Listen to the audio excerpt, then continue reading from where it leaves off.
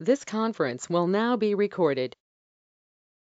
సమ్మక్క సారక్క అనే జాతర నుండి ఉత్సవమనండి తెలంగాణకి సంబంధించిన సాంస్కృతిక పరమైన అత్యద్భుతమైన అంశమనండి సమ్మక్క సారక్క జాతర గురించి మనందరం విన్నాం. సారక్క అన్న సారలమ్మ అన్న ఒకటే. దీనికి సంబంధించిన సాంస్కృతిక పరమైన అంశం ఎంత ముఖ్యమో చారిత్రక పరమైన అంశం కూడా అంతే ముఖ్యం.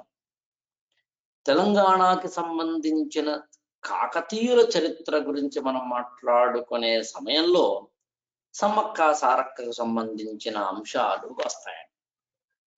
నేను ఓన్లీ ఈ వీడియో ఈ క్లాసులో ఓన్లీ సమ్మక్క సారక్కకు సంబంధించినదే ఆ ఒక్క పాయింటే చెబుతాను కాబట్టి నిడివి తక్కువ ఉండవచ్చు. ఇందులోంచి వచ్చే ఏమంటామంటే క్వశ్చన్స్ అనండి, నాకు తెలిసి తెలంగాణలో కాస్త కల్చరల్ అవేర్నెస్ ఉన్న ప్రతి ఒక్కరికి తెలుస్తాయి. ప్రతి 2 ఏళ్లకి జరిగే ఉత్సవం లేదా జాతర అనేది ఆదివాసీ సంప్రదాయబద్ధంగా జరిగేది, గిరిజన సంప్రదాయబద్ధంగా జరిగేది. మాఘ శుద్ధ పౌర్ణమి ఘడియల్లో జాతర ఆరంభం అవ్వడం అనేది సమ్మక్క సారకు సంబంధించిన ప్రధానమైన అంశం. ఇది యాక్చువల్గా మనం తెలుసుకోవాల్సింది ఏంటంటే దీనికి సంబంధించిన చారిత్రకత. మామూలుగా మీరు సమ్మక్క సారకు సంబంధించిన ఈ మ్యాప్ లాంటిది ఏదైనా చూసినట్లయితే ఇక్కడ చిలకల గుట్ట అనే ఒక పదం ఉందండి, ఇక్కడ మేడారం అనే ఒక పదం ఉందండి, ఇక్కడేమో కొండాయి అనే ఒక పదం అంటే ఉద్దేశం ప్రాంతము అనండి. అలా ఇక్కడ మీకు బోర్డు మీద చూస్తే కన్నేపల్లి అనే ఒక ప్రాంతం అండి. అదేవిధంగా మీ ఇక్కడ నార్లపూర్ అని ఒక ప్రాంతం చూడండి, నార్లపూర్ అనేది ఇక్కడ పసరా ఈ ప్రాంత అంత ఇంపార్టెంట్ కాదు, కానీ మీకు ఇక్కడ చూడండి వనదేవత దారి అని, వనానికి దారి అని ఈ పదాలు కొంచెం మీకు తెలిస్తే, దేవతల గద్దెలు అని, చిలకలగుట్ట అనే ఈ ప్రాంతానికి సంబంధించిన ఈ పదాలు కనుక మీకు అర్థమైతే తొందరగా దీనికి సంబంధించిన విశేషాలు తెలుసుకోవచ్చు. నేనైతే మేడారం దానికి సంబంధించిన ఈ రూట్ మ్యాప్ని కనుక మీరు చూసినట్లయితే సాధారణంగా మీకు తాడబాయి ఇక్కడ ఉందని, అదేవిధంగా కన్నెగూడెం కానీ, అదేవిధంగా రామప్ప చెరువు ఇంతకు ముందు క్లాసులో మనం చెప్పుకున్నాం కాబట్టి ఇది మేడారం, ఇదేమో నార్లపూర్, ఇదేమో పాకాల లేక్, ఇది రుద్రవరం అనే ఈ ప్రాంతాలు మీరు ఇంతకు ముందు ఎక్కడో మనం క్లాసెస్ లో విన్నాం కాబట్టి మనము ఇలా ఇది లక్నవరం అడవుల్ని బేస్ చేసుకున్న ఈ ప్రాంతాన్ని మీరు అర్థం చేసుకుంటే త్వరగా మనకి ఈ పాయింట్స్ అర్థమవుతాయి. అందుకే నేనేం చేస్తానంటే అసలు చారిత్రకంగా ఏం జరిగిందో చూద్దాం. మేడరాజు అనే ఒక వ్యక్తికి సంబంధించిన పేరు ఇక్కడ ఉందా. మేడరాజు అనే ఒక కోయ జాతీయుడు, అంటే కోయ తెగ, మీకు గిరిజన తెగల్లో ఒకటైన కోయ అనే ఒక తెగకు చెందిన రాజునండి, ప్రాంతం పాలకుడనండి ఒక మేడరాజు. యాక్చువల్గా ఈ మేడరాజు ఈయనది కాస్త ఇటుగా ఇవాళ కరీంనగర్ ఆ ప్రాంతాలని అక్కడ ఉన్న కరీంనగర్ ని రాజధానిగా చేసుకున్న ఒక పాలకుడు. ఈ మేడరాజు యొక్క కుమార్తె, నేను కొంచెం మెల్లగా చెప్తున్నానండి, మీరు రాసుకోవడం ఈజీ అవుతా. మేడరాజు యొక్క కుమార్తె సమ్మక్క. ఈ సమ్మక్క యొక్క భర్త ఎవరు అని అడిగితే పగిడిద్ద రాజు. అక్కడ బోర్డు మీద చూడండి, మేడరాజు యొక్క కూతురు సమ్మక్క అండి.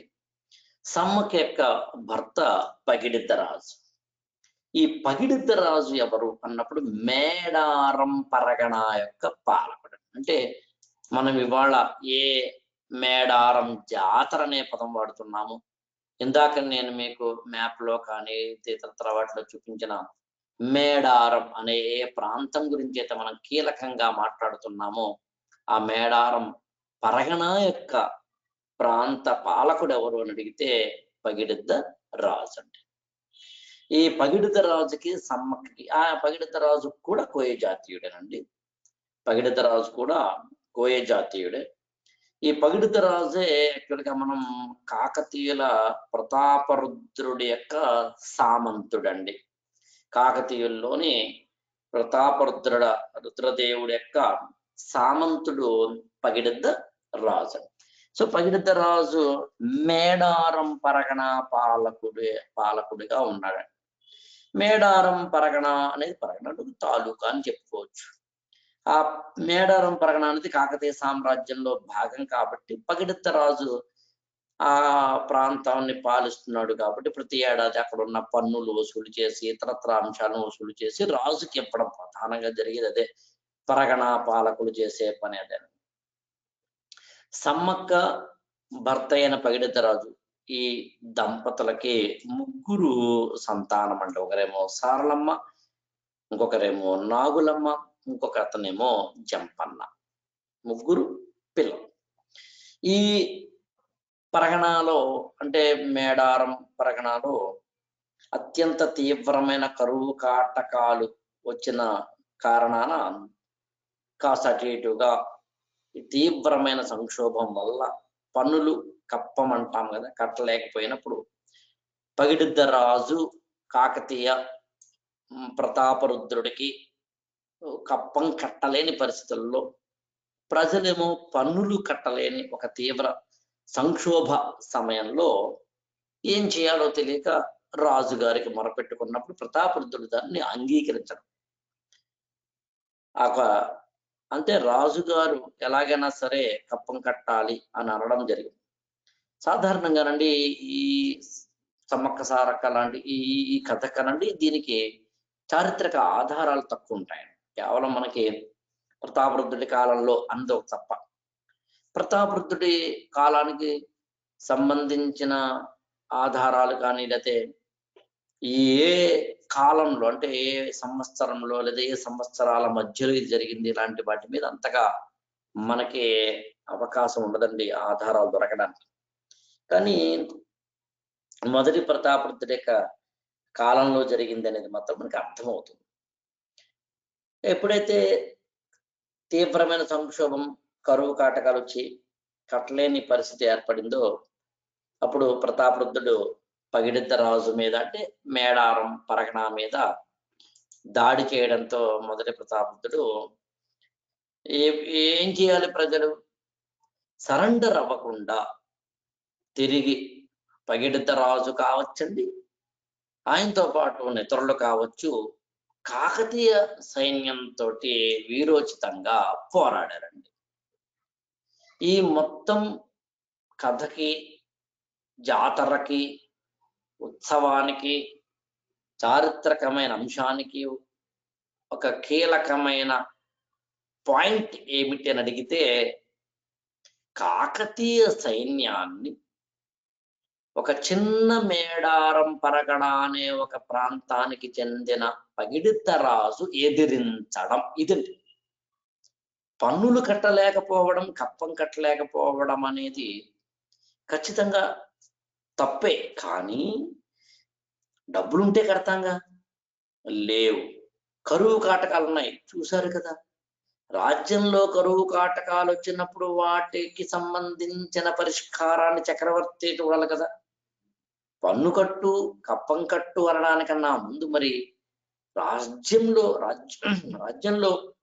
తీసుకోవాల్సిన జాగ్రత్తలు ఏంటి? ఈ ఆత్మగౌరవానికి సంబంధించిన ఒక ఆర్థిక పరమైన అంశంలో మానవతా దృక్పథానికి సంబంధించిన తనకన్నా పెద్దవాళ్ళు, వీరులు, యోధులు, సైనిక శక్తి సంపత్తి కలిగిన వారు అయినప్పటికీ అవసరమైతే ఎదురొట్టి పోరాడడం అనే వీరోచితమైన గాథ పగిడిద్ద రాజు కథలో, వారి వెనకాల ఉన్న సమ్మక్క, సారలమ్మ, నాగులమ్మ, జంపన్న లాంటి వారి యొక్క కథల్లో ఉండడమే ఇవాల్టికి 700 సంవత్సరాల తర్వాత కూడా మనం సమ్మక్క సారక్క గురించి మాట్లాడుకోవడము, అక్కడ మనం జాతర జరుపుకోవడము, తెలంగాణకే ప్రాణప్రదమైన ఒక అత్యద్భుతమైన కన్నుల పండగలాగా లక్షలాది మంది విచ్చేసే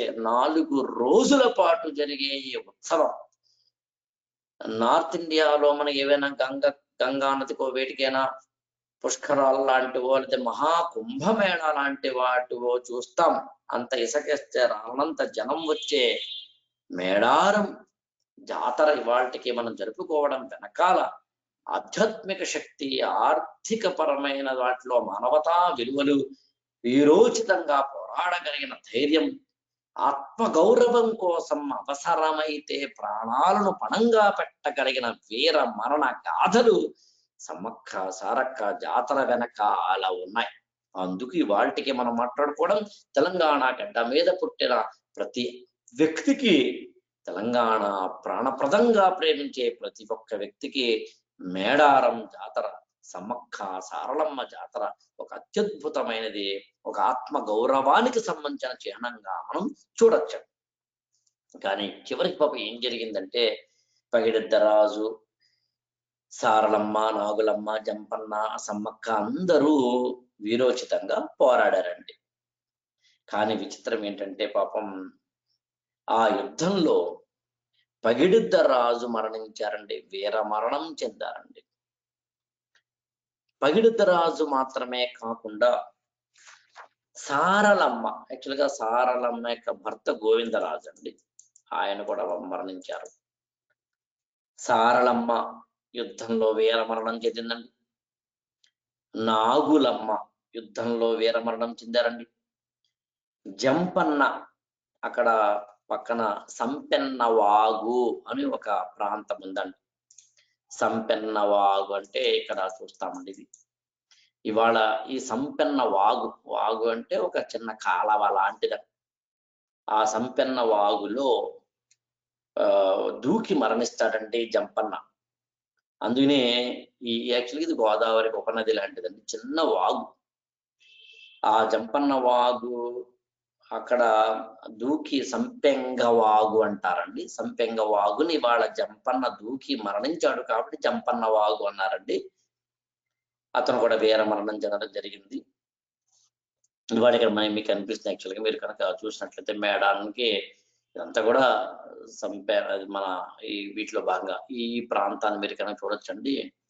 సో ఓవరాల్ గా మీరు అర్థం చేసుకోవాల్సింది ఏమిటంటే పగిడిద్దరాజు, సారలమ్మ, నాగులమ్మ, చంపన్న అందరూ కూడా వీర మరణం పొందారు. చివరికి ఎవరు మిగిలారంటే కనుక చూస్తే మీరు బోర్డు మీద సమ్మక్క మిగిలారండి. సమ్మక్క చివరి వరకు పోరాడిన మహిళగా, అంటే వీరు కూడా చివరి వరకు పోరాడి చివరికి అసూలు బాసారండి. అందరికన్నా చివర అనేది నా ఉద్దేశం. ఇక్కడ సమ్మక్క చివరి వరకు పోరాడి, కాబట్టి సారలమ్మ అన్న సారక్క అన్న ఒకరేనండి. ఇంతకు ముందు కూడా చెప్పానమో నాకు గుర్తులేదు. సారలమ్మ అన్న సారక్క అన్న ఒకరే.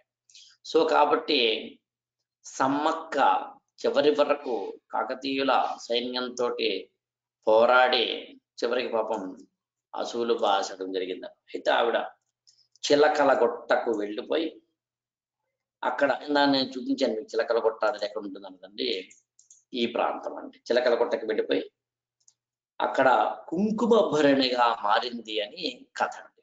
ఆవిడ కూడా వీరమరణమే చెందిందని చెప్పాలి. సరే, కుంకుమ భరణిగా మారడం అనేది జరిగింది.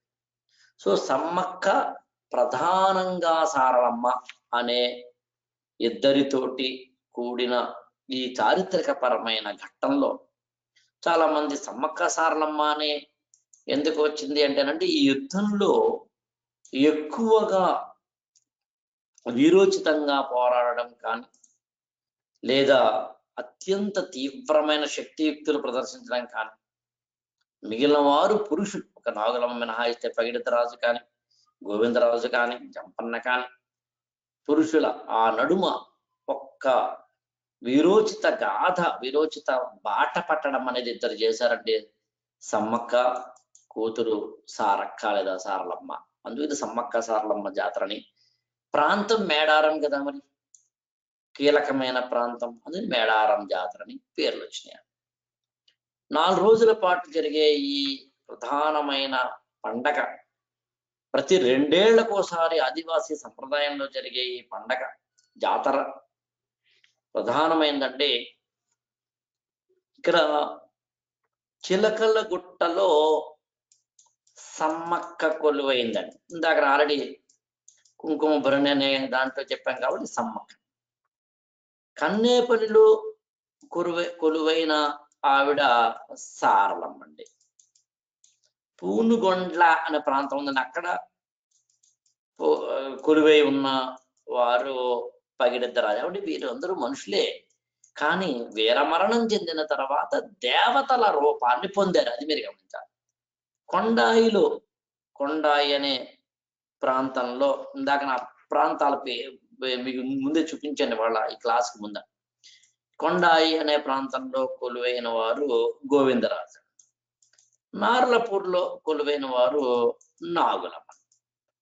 ఒకసారి చూడండి, సమ్మక్క, సారలమ్మ, పగిడిద్దరాజు, నాగులమ్మ. జంపన్న ఒక వాగులో మరణించారు కాబట్టి మనం ప్రత్యేక ప్రాంతాన్ని చూపించాం. అది కాకుండా గోవిందరాజు దాదాపుగా మేడారంకి ఇవన్నీ దగ్గరలో ఉండేవే. ఇందాక మనం కనుక ఆ మ్యాప్ కనుక చూస్తే మీకు అర్థమైపోతుంది, నేను చెప్పాల్సిన అవసరం లేదని. అక్కడ చూడండి, చిలకల గుట్ట అన్నామండి, ఇక్కడేమో కొండాయి అనే ప్రాంతం అండి, ఇదేమో కన్నేపల్లి అనే ప్రాంతం అండి, ఇదేమో నార్లాపూర్ అండి, ఇదేమో నేను చెప్పాల్సిన అవసరం మేడారం అండి. దేవతల గద్దెలు, వనదేవతలు వెళ్ళే దారులు. మేడారం ప్రధానం కాబట్టి దీనికి మేడారం జాతర అనే పేరు రావడం ఇంత మామూలే. ములుగు జిల్లా, ఇవాళ మనం ములుగు జిల్లా అనిపిస్తున్నాం కదా, అక్కడ తాడ్డబాయి మండలంలో మీకు మేడారం అనేది ఇవాళ మనకి కనిపిస్తుంది. ఈ చిలకలగుట్టలో ఉన్న సమ్మక్క, కన్నేపల్లిలో ఉన్న సరళమ్మ, పూనుగొండ్లలో కొలువై ఉన్న పగిడిద్దరాజు మీరు బోర్డుగా చూడాలండి. కొండాయిలో కొలువై ఉన్న గోవిందరాజు, నార్లపూర్లో కొలువై ఉన్న నాగులమ్మ. వీరిని వారి పూజారు, అంటే ఎక్కడెక్కడైతే ఈ దేవతలు దేవుళ్ళు కొలువై ఉన్నారు, ఆ కొలువై ఉన్న ప్రాంతాలలో ఉన్న ఆయా దేవతల యొక్క పూజారులు, వారిని వడ్డెలు అంటారు. ఆ పూజారులు అంటే వడ్డెలు కొలువైన గుడుల నుంచి, అంటే ఈ దేవతల కొలువైన గుడి నుంచి వడ్డెలు అంటే పూజారులు మేడారానికి తీసుకురావడం అనేది ప్రధానంగా జరుగుతారు. అంటే చిలకలగుట్ట నుంచి సమ్మక్కని మేడారం తీసుకొస్తారండి, కన్నేపల్లి నుంచి సారలమ్మని మేడారం తీసుకొస్తారండి, పూనుగండ్ల నుంచి పగిడిద్దరాజుని మేడారం తీసుకొస్తారండి, గోవిందరాజునేమో కొండాయి నుంచి మేడారం తీసుకొస్తారండి, నాగులమ్మనేమో నార్లపూర్ నుంచి మేడారాన్ని తీసుకొస్తారు. ఇలాగా వివిధ ప్రాంతాల్లో కొలువై ఉన్న ఈ దేవతల్ని మేడారానికి తీసుకురావడం మేడారం జాతరలో ప్రారంభ ఘట్టం. అందులోనూ మళ్ళీ ప్రారంభ ఘట్టం జంపన్న వాగు గుండా సారలమ్మని కన్నేపల్లి నుంచి మేడారాన్ని తీసుకురావడమే మొత్తం జాతరలోని కీలకమైన తొలి ఘట్టం. అందునే మళ్ళీ చెప్తాను, జంపన్న వాగు గుండా సారలమ్మను కన్నేపల్లి నుంచి, మీరు మ్యాప్ను కూడా చూస్తున్నా కూడా మీకు అర్థమైపోతుందండి. కన్నేపల్లి నుంచి అక్కడ బోర్డుగా చూడొచ్చు మీరండి, కన్నేపల్లి నుంచి మేడారానికి జంపన్న వాగు గుండా సారలమ్మను తీసుకువెళ్ళడం మేడారం జాతరలో ఉన్న మొట్టమొదటి కీలకమైన ఘట్టమండి. అక్కడ గద్దె మీద కొలువు ఉంచడం, దేవతల గద్దెలు అని రాసే గద్దె మీద కొలువు ఉంచడం అందులో ప్రధానమండి. 4 రోజుల పండగల్లో తొలి రోజు పండగ ఇదేనండి. ఇలా అందరి దేవతల్ని, సమ్మక్కను, సారలమ్మను, పగిడిద్దరాజు, గోవిందరాజును, నాగులమ్మను మేడారం వద్దకు తీసుకొచ్చి గద్దెల మీద ఉంచడం ఇక్కడ ప్రధానంగా జరిగేదని. కన్నేపల్లి నుంచి అండి సారలమ్మని గుడి నుంచి మొంటె అంటారు. మొంటె అంటే వెదురు బుట్టలు అని చెప్పవచ్చు. వెదురుతో తయారు చేసిన బుట్టలు మొంటెలు అంటారు. వాటిలో అమ్మవారి ప్రతిరూపమైన పసుపు కుంకుమలు తీసుకొచ్చి మేడారానికి అందులో అంటే సారలమ్మ గుడిలోంచి ఆ ప్రతిమను తీసుకొస్తారండి. మొంటెల్లో వాటిని కొలువెంచుతారండి. పసుపు కుంకుమలు కొలువెంచుతారు. అక్కడి నుంచి మేడారానికి తీసుకొస్తారు. చిలకలగుట్ట మీద నుంచి అండి కుంకుమ భరణ రూపంలో ఉన్న సమ్మక్కను, అంతే కదా మరి, సమ్మక్కను చిలుకలగుట్ట నుంచి కుంకుమ భరణ రూపంలో ఉన్న ఆవిడ్ని వెదురు కంక బొంగులో భద్రపరచుకొని తీసుకొస్తారు. అక్కడ మీరు గమనించారండి, సమ్మక్కనేమో కుంకుమ భరణ రూపంలో ఆవిడ ఉంది కాబట్టి అక్కడి నుంచి తీసుకొచ్చారండి. సారలమ్మనేమో ఇలా తీసుకొచ్చారు. అంటే కీలకమైన ఘట్టాలు రెండు. కన్నేపల్లి నుంచి సారలమ్మ గుడి నుంచి మొంటెలోనేమో అమ్మవారి ప్రతిరూపమైన పసుపు కుంకుమలతో పాటు సారలమ్మను తీసుకురావడం, చిలకలగుట్ట నుంచి ఏమో కుంకుమ భరణ రూపంలో ఉన్న సమ్మక్కనేమో వెదురు కంక బొంగురులో భద్రపరుచుకుని తీసుకురావడం అన్న ఆచారాలండి. పసుపు కుంకుమలు అక్కడ, కుంకుమ భరణ ఇక్కడ. ఇలా 4 రోజుల పాటు గద్దె మీద తీసుకురావడము, మొదటి రోజు తర్వాత అక్కడ పూజలు చేయడము, ఇతరత్ర అంశాలు ఉంటాయండి. అది అయిన తర్వాత 4వ రోజు నుంచి చివరి రోజున ఏం చేస్తారండి, మళ్ళీ సమ్మక్కను చిలకలగుట్టకు, సారలమ్మనేమో కన్నేపల్లికి, గోవిందరాజునేమో కొండాయికి, పగిడితరాజునేమో పునుగొండలకి, నాగులమ్మనేమో నార్లంపూర్కి కాలి నడకన తీసుకు వెళ్ళడంతో మనకి ఈ జాతర ముగుస్తుంది. అంటే అక్కడ మళ్ళీ తిరిగి, అంటే ఇందని చెప్పాం కదండి, సమ్మక్కనేమో చిలకలగుట్టకి, సారలమ్మనేమో కన్నేపల్లికి, గోవిందరాజునేమో కొండాయికి, పగిడితరాజునేమో పూనుగంట్లకి, నార్లపూర్లకేమో నాగులమ్మని తీసుకెళ్ళడం కాలినడకతోటి. అంటే మేడారానికి ఏమో తీసుకురావడం, మేడారం నుంచి మళ్ళీ ఆయా ప్రాంతాలకు తీసుకువెళ్ళడంతో ఈ 4 రోజుల పండగ ముగుస్తుంది.